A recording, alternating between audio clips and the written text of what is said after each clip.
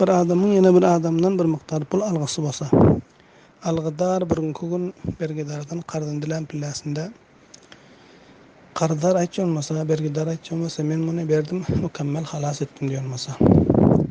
Algydar bolsam inkar etjämasa, beren ýok diýip jenjel etjämasa. Bu suratda şaran hükmi şu bolýar. Bergidar bereligine şahit tapmaly bolýar. Çünki bu ýerda bergidaryň özü muddaý boldy, dawa etjek men qardan berdim diýip. Muddaýyga bolsam şahit gelýär. El beyyinatu alel muddaý vel yeminu alel men ankara diýip Peygamber sallallahu aleyhi ve sellem bir mübarek hadisi var. Şahit muddaýyga gerek. Muddaýy şahit tapmadyk billäsinde munkara kasam gelýär diýip şöyle diýen eken. Ýerde muddaýy ol qarzdar bolýar, men qardan berdim, halas etdim diýip bergidar şöyle diýen masalgadara. Bilen bul şahit tapmaly bolar.